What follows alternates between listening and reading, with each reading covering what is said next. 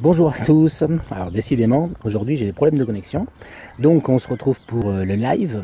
Sauf que cette fois-ci c'est plus à 19 h, on doit être à 20 h à peu près. Donc je suis pas sûr que je vais avoir grand monde en direct, mais c'est pas grave, c'est comme ça, la majorité des gens le voient en replay. Donc on attaque avec le petit sommaire aujourd'hui.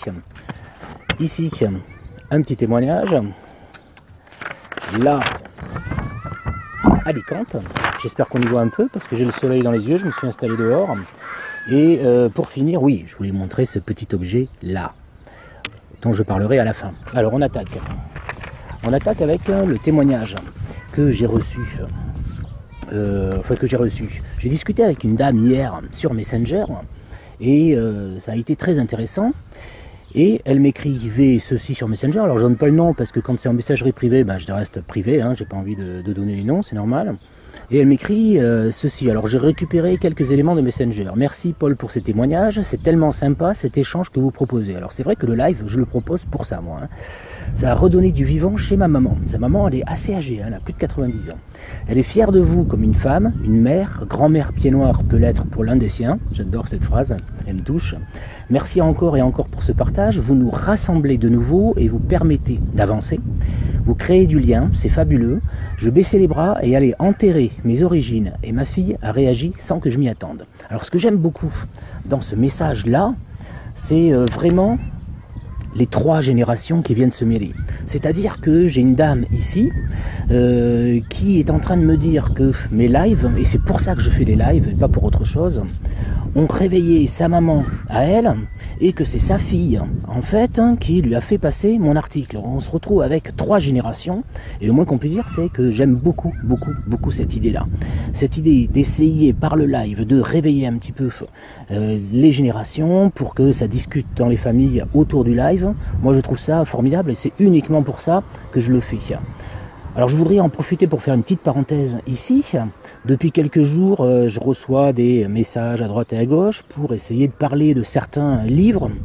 Or je ne peux pas parler de certains livres si dedans il n'y a pas les enfants de Pieds Noirs. C'est juste pas possible pour moi.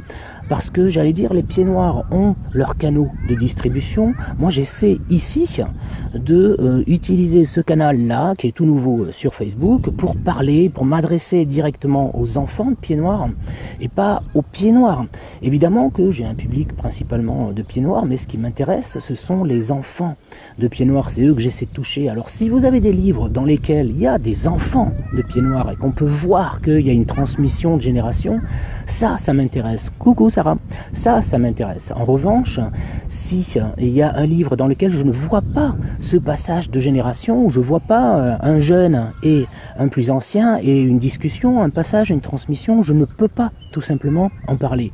Et ça n'aura pas du tout, j'allais dire, de lien avec est-ce que j'ai aimé le livre ou est-ce que j'ai pas aimé le livre. Je ne suis pas là, moi, pour faire mes goûts personnels. Je suis là pour essayer vraiment d'appuyer sur les enfants de Pieds Noirs et essayer de faire en sorte qu'il y ait de la discussion à l'intérieur des familles.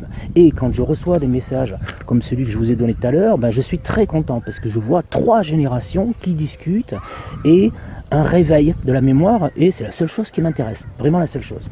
Alors on attaque Alicante, et je montre d'abord ce livre-là, hop là, je commence à avoir des problèmes, il y a du vent ici, je sais pas comment je vais faire, mais bon, c'est pas grave. Donc ce livre-là, qui s'appelle Españoles en Argelia, je vais essayer de le prononcer, je suis pas super fort, mais bon. Donc c'est un livre que j'aurais aimé profondément trouver en espagnol, en français. En revanche, je ne l'ai trouvé qu'en espagnol. Or, je sais qu'il existe en français. Et donc, je passe moi un petit message ici. Si jamais ce livre-là, vous l'avez en français ou si vous savez comment je peux le trouver en français, je suis preneur tout de suite. Alors, ce livre-là, il parle des Espagnols qui sont arrivés au 19e siècle, en grande partie poussés par la misère qu'il pouvait y avoir dans leur pays, et qui sont allés s'installer en Algérie, puis qui ont été naturalisés français à la fin du 19e siècle.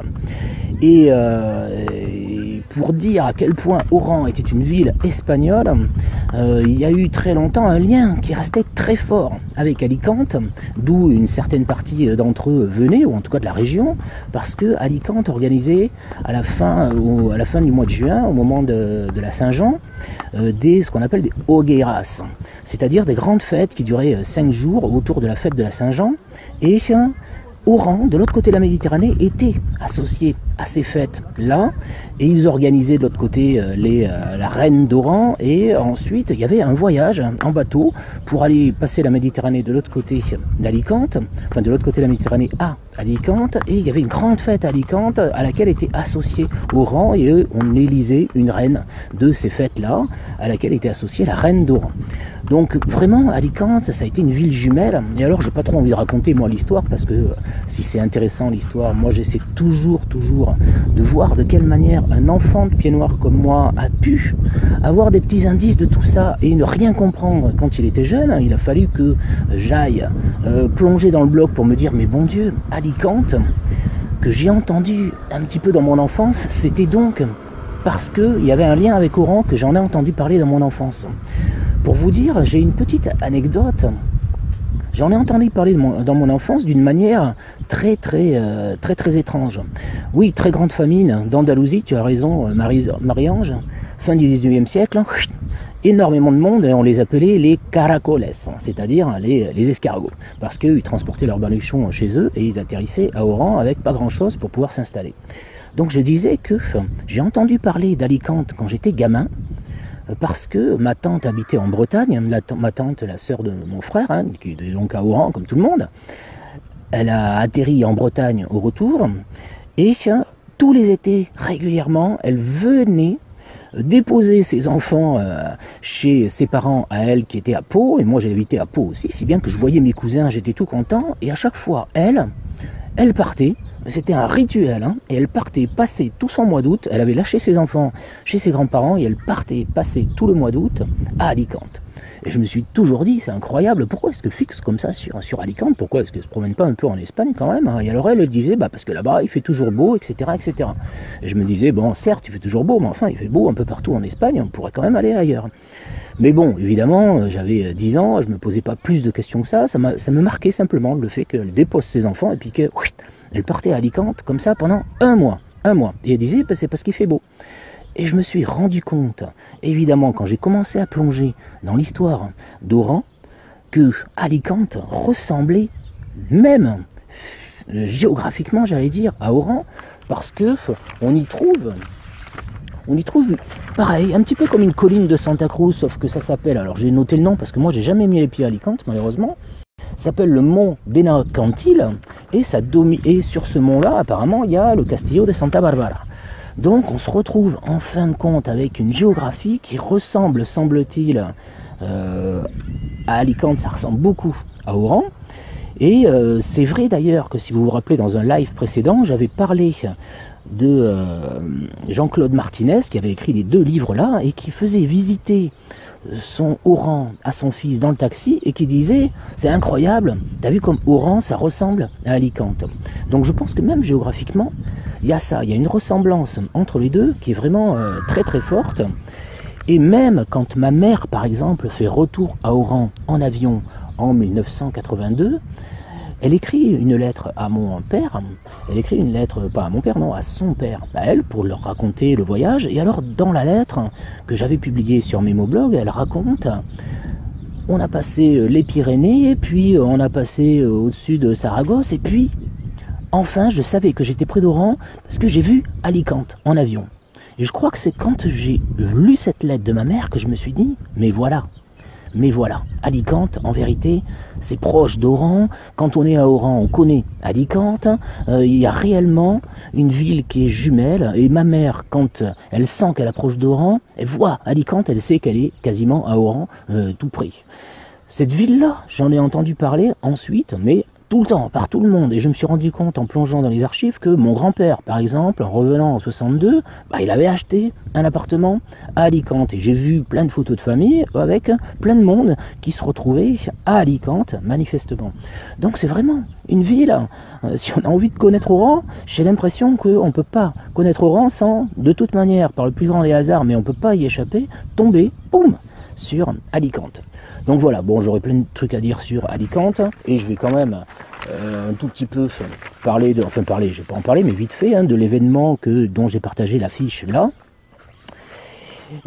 Pour la première fois, une journée porte ouverte sur la généalogie des émigrations espagnoles en Afrique du Nord est organisée à Alicante le samedi 11 juin, là, 2016. Sous l'égide de la Maison de France d'Alicante, avec le concours d'historiens et d'universitaires espagnols spécialistes d'émigration espagnole vers l'Afrique du Nord, notre association, l'association de généalogie Algérie, Maroc, Tunisie, si vous vous rappelez bien, quand je m'étais promené à Nîmes dans la halle, il y avait eu cette association-là qui présentait des choses. Elle organise une journée de conférences et d'ateliers généalogiques pour répondre aux besoins des généalogistes installés sur la côte méditerranéenne espagnole. Donc en ce moment, à Alicante, du moins le 11 juin, il y a cet événement qui est organisé, là. Qu'est-ce que je voulais dire? Alors j'en profite pour parler très vite, faire le lien avec Alicante, encore une fois, Carlos Galiana. Alors sûrement que les pieds noirs connaissent, il y avait l'Anisette Galiana là-bas à Oran qui était très connue, et Carlos Galiana qui habite à Alicante actuellement est un descendant de l'Anisette. Je crois que c'était son grand-père. Il me confirmera peut-être s'il voit ce truc, cette vidéo en replay. Et alors j'avais fait un article sur Galiana, et à la fin de l'article, enfin, j'avais contacté Carlos un petit peu pour voir quand même si l'article lui convenait ou si il y avait des choses qu'il voulait pas, enfin qui étaient trop personnelles par exemple et qu'il voulait pas que je mette. Bon, il avait dit ok, il n'y a pas de problème pour l'article et tout, et il m'avait envoyé une très belle réponse par mail, une réponse que je voudrais lire là parce que je passerai ensuite au dernier point que je veux évoquer. Il avait écrit quand même quelque chose de très beau. Parce que je lui parlais du site Oran des années 50, sur lequel il y avait des milliers de photos. Il écrit ces archives, mon Dieu, j'arrive pas à le dire, ces archives se doivent d'appartenir à notre patrimoine commun pour s'y fondre et être consultées par les générations successives. Dans notre malheur historique, nous avons tissé des liens pour mieux nous connaître et nous reconnaître.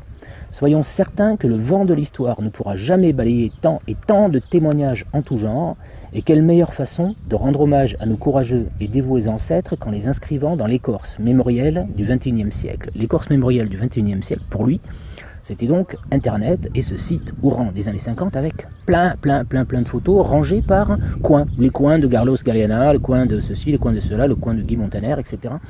etc. Et donc dans son coin à Carlos, il y avait des choses mais vraiment formidables. C'est pour ça que j'avais eu envie de faire un article sur lui et sur son ancêtre.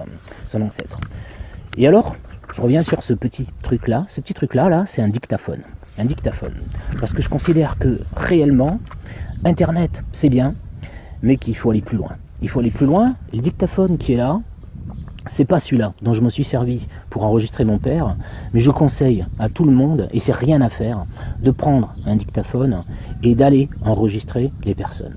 Il n'y a rien de plus important à mon avis que de faire ça. Tout le reste, c'est important évidemment, mais il n'y a rien de plus important que de prendre un petit dictaphone et d'aller interroger les personnes. Alors je voudrais juste préciser une chose, et je l'avais déjà précisé précédemment, interroger quelqu'un qui a subi une enfance terrible, qui a grandi au milieu de la guerre, c'est pas si évident que ça. Et la première des choses qu'il y a à faire, comme je l'ai dit donc quand j'ai interrogé mon père, c'est vraiment de laisser passer beaucoup de douleur, de rancœur, etc., parce que c'est impossible d'y échapper, puis c'est comme ça fait partie de la vie. Donc quand on interroge quelqu'un qui a subi de tels traumatismes, on ne peut pas s'attendre à ce qu'il parle tranquillement de ce dont on a envie de parler. Non, bien souvent, ce qui sort, c'est sa souffrance, sa douleur, et il faut laisser passer ça, il n'y a pas le choix, pour arriver enfin au sujet qui nous intéresse à nous, c'est-à-dire comment était éventuellement la vie, à quoi ressemblait ceci, à quoi ressemblait cela. Et je pense que c'est très important de faire ce travail-là et de prendre un petit dictaphone et d'y aller, et d'interroger, et d'avoir beaucoup de patience, de laisser passer au-dessus de soi énormément de choses, parce que c'est crucial d'enregistrer toute cette mémoire-là, pour chacun, c'est-à-dire que moi c'est comme ça que tout a démarré,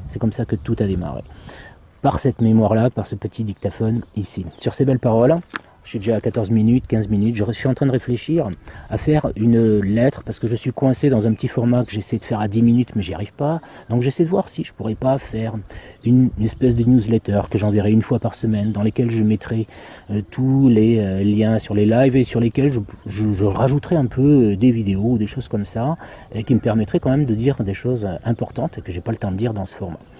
Sur ces belles paroles, je vous salue, il fait super beau, j'étais content de faire le live dehors. 19h heure algérienne, 19h heure française, 18h heure algérienne. Il y a juste que là, c'était complètement décalé. Je vous salue et je vous dis à demain. Ciao.